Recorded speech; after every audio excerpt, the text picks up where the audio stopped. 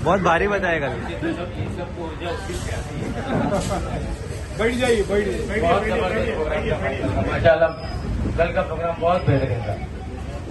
तबियत खुश हो गई, लोगों में ऊर्जा आ गई। ब्रांड है ब्रांड। अस्सलाम वालेकुम। आप सभी लोगों को आज के रिपब्लिक डे की बहुत सारी शुभकामनाएं, मुबारकबाद पेश करता हूं। और अभी मैंने यहाँ पे कहा, वही यहाँ पे फिर से दोहराता हूँ, ये तमाम बच्चे, आप लोग का स्कूल की छुट्टी है, फ्लैग होस्टिंग था ना आज? ये बच्चे लोग का नहीं था? किस किस की थी? स्कूल में कितने लोग को जाना था आज?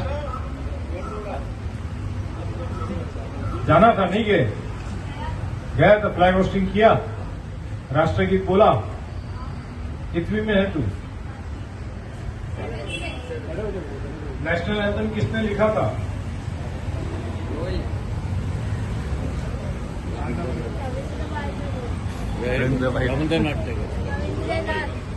कब लिखा था, कौन से साल में? यही बातें, क्योंकि आपने हमने पढ़ी नहीं, हमको भी यही लगता था कि 15 अगस्त 26 जनवरी छुट्टी का दिन। तो अगर 15 अगस्त और 26 जनवरी जुमे को आया तो जुमेरात से जो गायब होते थे डायरेक्ट मंडे को आते थे। वही माहौल आज भी है कि इस दिन का इम्पोर्टेंस हमको पता ही नहीं कि 26 जनवरी क्यों मनाया जाता है। आज भी कई नौजवानों को लगता है 26 जनवरी बोले तो आजादी का दिन, ऐसे ही लगता है ना? तो काय का दिन है?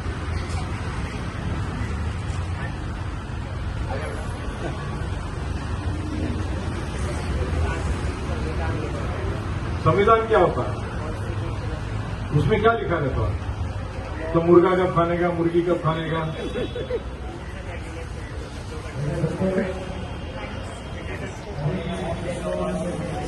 नहीं, सिटीजन्स के हुकूक, अधिकार, राइट्स, वो लिखा है उसमें। कॉन्स्टिट्यूशन में क्या लिखा है? अधिकार, कि आपको किस चीज का अधिकार है। ये अगर झंडा यहाँ रास्ते पे फहराने का आपको अधिकार है या नहीं है, ये बोर्ड यहाँ लगाने का अधिकार है या नहीं है, आप क्या खाते हो, क्या पीते हो, क्या पहनते हो, कौन सा मजहब फॉलो करते हो, इस चीज का अधिकार आपको दिया है। पूरे मुल्क के अंदर कहाँ आप आ सकते हो, कहाँ जा सकते हो या नहीं जा सकते हो। तो आपके हुकूक, आपके राइट्स किस में लिखे हैं? तो वो कॉन्स्टिट्यूशन में लिखा है। बाइबल, कुरान, भगवत गीता इस मुल्क का क्या है? तो वो कॉन्स्टिट्यूशन है। कुरान में क्या होता है? आयतें होती है। आयतें के मायने आपको हदीस में डिटेल मिलता है, डेफिनेशन के साथ मिलता है ना? तो जो डेफिनेशन के साथ लिखा जाता है उसको रूल्स एंड रेगुलेशन बोलते हैं, जिसको कॉन्स्टिट्यूशन बोलते हैं, आर्टिकल बोलते हैं। और ये आज का दिन 2 साल 10 महीने 11 दिन के बाद ये कॉन्स्टिट्यूशन बना था। और इसके ऊपर तमाम हुकूक जो बने हिंदुस्तान में, आज जो हम कहते हैं कि हमको कॉन्स्टिट्यूशन बचाना है। क्यों कहते हैं कि कॉन्स्टिट्यूशन बचाना है? क्योंकि उसमें आपके हमारे हुकूक हैं, अधिकार हैं, जो बीजेपी आपसे हमसे छीन लेना चाहती है। इस कॉन्स्टिट्यूशन को कैंसिल करके वो हिंदू राष्ट्र की बात करती है, जबकि 95% लोग हिंदू है। 95% लोग हिंदू है। Collector Hindu, commissioner Hindu, police commissioner Hindu, मुख्यमंत्री हिंदू, आपके चीफ मिनिस्टर्स, मंत्री, प्राइम मिनिस्टर, प्रेसिडेंट, जजेस, ये सारे 90% हिंदू है कि नहीं है? मगर फिर भी इस तरह से बोलते हैं कि हिंदू राष्ट्र बनाना है। तो ये हिंदू और मुसलमानों को बांटना चाहते हैं। और ये कॉन्स्टिट्यूशन है जो इस देश को इकट्ठा रखता है। तो ये आज का इतना बड़ा दिन है, ये आज का बहुत बड़ा त्योहार का दिन है। जैसे हम ईद मनाते हैं ना, वैसी तरह ये मुल्क कि ईद का दिन है। क्या है?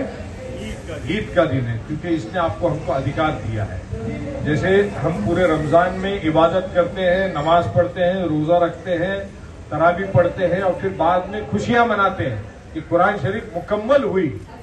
यही है ना, कुरान शरीफ तरावी में पढ़ी जाती है, उसकी तिलावत की जाती है। रमजान के महीने में क्यों की जाती है? हम सिर्फ रट्टा मारते हैं, हम उसको समझते नहीं है, हम उसको समझते नहीं है। उसी तरह से कॉन्स्टिट्यूशन लिख दिया गया, हमको पता ही नहीं कि हमारे अधिकार क्या है। तो ये पूरे 150 साल की लड़ाई के बाद और आजादी के 2 साल के बाद में जब ये घटना तैयार हुई, कॉन्स्टिट्यूशन तैयार हुआ, तो आज के दिन उसे लागू की गई। तो ये आज का ईद का दिन है इस मुल्क का, कि हर एक को अपना जिंदगी किस तरह जीना चाहिए, उसके अधिकार उसमें लिखे गए हैं। हम जब कोर्ट में जाते हैं तो कोर्ट में पहली लाइन लिखते हैं, under the article so and so I am filing this petition और सिविल सूट। बात समझे? ये इस तरह से कोर्ट में लिखा जाता है। तो court is the custodian, court is the custodian of the constitution. इसके लिए हम कहते हैं, जब 2 लोगों में झगड़ा होता है कि मैं कोर्ट में जाऊंगा, कहते हैं ना, हम मौलाना मौलवी के पास जाएंगे, पंडित के पास जाएंगे, पादरी के पास जाएंगे, ऐसा नहीं बोलते। हम क्या बोलते हैं? हम कोर्ट में जाएंगे। मगर इस मुल्क के अंदर आपको एक समाज जो है, एक पार्टी जो है, वो कमजोरी का एहसास दिलाती है और वो कहती है तुम शरीयत का कायदा मानते हो, शरीयत का कायदा मानते हो। यहाँ पे जितने लोग खड़े हैं इसमें से 90% लोगों का अगर कोई नाइत्तेफाकी हुई होगी, झगड़ा हुआ होगा, तो पुलिस स्टेशन गया होगा, कोर्ट में गया होगा। सही है ना? शरीयत का कायदा सिर्फ आपको हमको हमारी पर्सनल प्रॉपर्टी का डिस्ट्रीब्यूशन, शादी, तलाक और उन बातों के लिए है। और मैं आपको और एक बात बताना चाहता हूं, ये बड़े बुजुर्ग भी खड़े हैं, पूरी दुनिया के अंदर शरीयत के कायदे के ऊपर दुनिया के कायदे बने हैं। या आप लोगों को भी इस बात का एहसास नहीं होगा। चाहे अमेरिका चले जाओ, यूरोप चले जाओ कि हिंदुस्तान, आप उठा लीजिए कि प्रॉपर्टी का डिस्ट्रीब्यूशन हिंदू अनडिवाइडेड फैमिली में कौन से बेसिस पे किया गया है। आप उठा करके देख लीजिए कि पूरी इंडियन मैरिज एक्ट जो है, मैरिज एक्ट, और उसमें तलाक और डिवोर्स के जो कायदे बने हैं उसका बेस क्या है। आप जब देखेंगे कि आपके हमारे मजहब ने जो शरीयत में कहा है वही उसका बेस है। तो पूरी दुनिया को सिविक सेंस देने वाला, डेमोक्रेसी देने वाला, ये आपका हमारा मजहब है इस्लाम, जिसने इस मुल्क को नहीं पूरी दुनिया को रोशनी दी डेमोक्रेसी की। डेमोक्रेसी की बात बताई वो इस्लाम ने बताई। मगर आज इस मुल्क के अंदर नौजवानों को डिमोरलाइज किया जा रहा है, खुसूसी तौर पे मुसलमान नौजवानों को। उनके दिल में ऐसा गुस्सा और गलत बातें बताई जा रही है और वो डेलिब्रेट किया जा रहा है, ये व्हाट्सएप यूनिवर्सिटी के जरिए किया जा रहा है, आपको भड़काया जा रहा है, आपको आपके दिलों में रंजिश पैदा की जा रही है कि आपको गुस्सा आवे और आप गुस्से में आकर के तालीम छोड़ दो, कारोबार छोड़ दो और इस मुल्क से नफरत करने लगो, इस मुल्क के सिस्टम से नफरत करने लगो। इस तरह की साजिश रची जा रही है, इससे दूर रहना चाहिए और तालीम के ऊपर, दीनी या दुनियावी तालीम पे आपने फोकस करना चाहिए और अपनी रोजी रोटी को जो है ईमानदारी से जिस तरह से आप बिताते करते हो उसको करते रहना चाहिए। और इस मुल्क की बेहतरी के लिए, इस कॉन्स्टिट्यूशन को बचाने के लिए आपको हमको डेमोक्रेटिक सिस्टम को फॉलो करना चाहिए। यही मैं संदेशा मैसेज आपको देना चाहूंगा। बहुत बहुत शुक्रिया। जय हिंद, जय महाराष्ट्र। सैयद मुजफ्फर हुसैन नाम नहीं, ब्रांड है।